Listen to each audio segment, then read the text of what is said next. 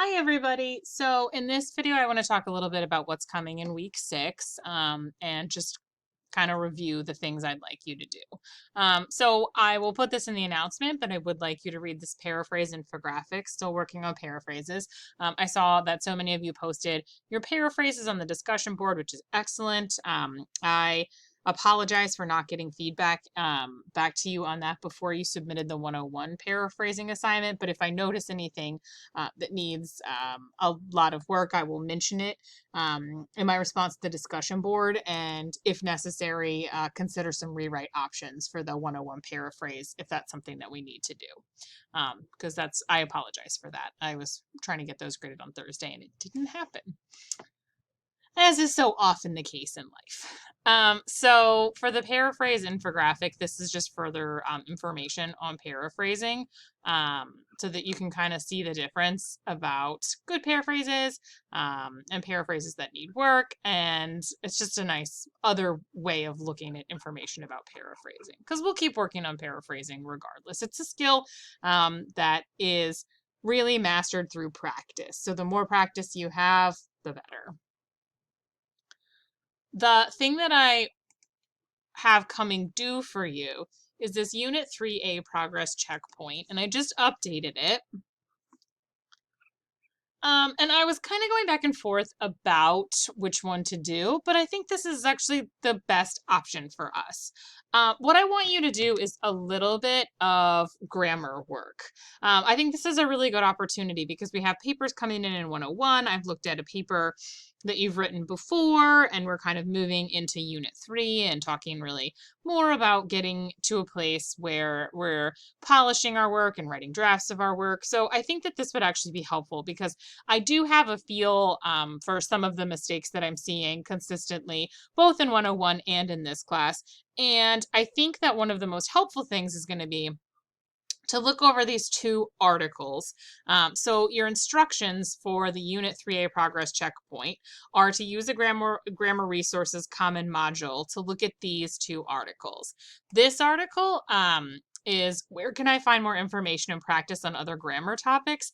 And it has a list and links and explanations and videos and things like that.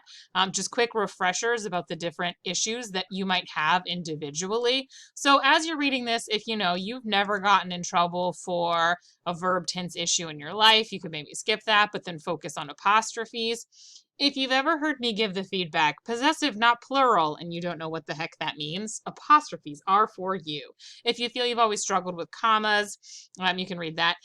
Dashes and hyphens, it's worth looking into if you feel like that's an area where you have trouble, but it's not really, that one's not normally as common a mistake.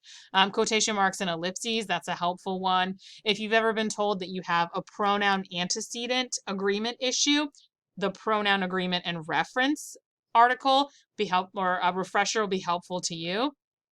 If you have trouble with run-on sentences, with sentence fragments, if you've ever been told that you have a subject-verb agreement issue, if that's ever been a piece of feedback you've gotten from me or another instructor, there's a refresher for all these different topics. So as far as these are concerned, you can kind of pick and choose, but there's also all of these awesome things that you can use to help you out.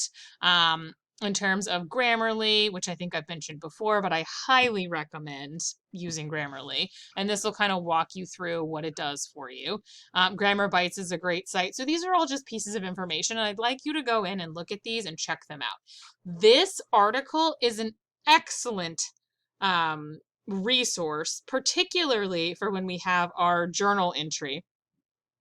When you're reflecting back on things that you have learned and that tools that you can carry into the future to help you out, I think that this would be a really helpful checkpoint to mention if you find it helpful.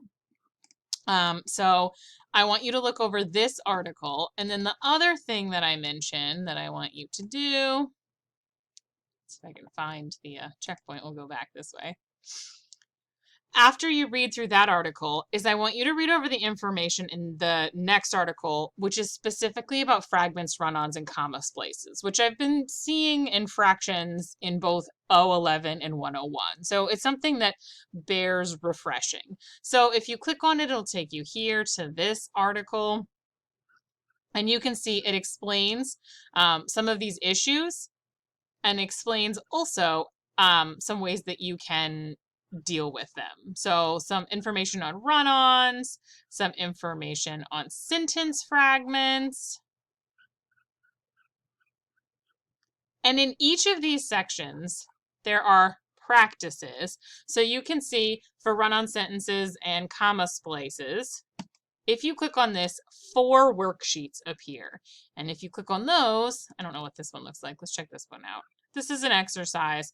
I wouldn't recommend doing this one as a practice, actually. So I'm going to say don't do this one. But the others are actual practices that you can download. I'll show you another example. Depending on what kind of issues you've noticed in your own writing, whether it's run-ons, comma splices, or if you've noticed that you get a lot of feedback about fragments. And I have noticed a lot of sentence fragments, particularly in O11 and 101 this semester.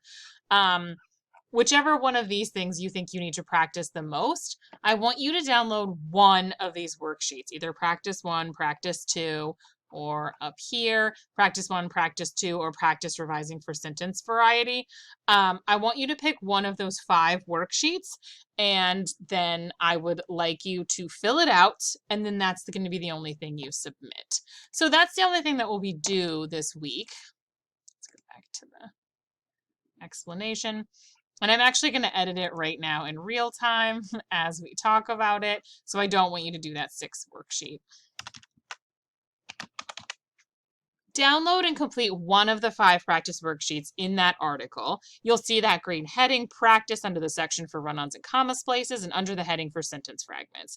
Use your critical thinking when you're selecting one to fill out. You should choose something you've received feedback, criticism on before. So choose a topic that you need to improve on, and then what you'll do is to submit it, you will just upload that filled out document. So put your name on it, fill it out, download it, fill it out. That's all you need to do for this class this week. Just a little bit of grammar practice, which I think is going to be really helpful.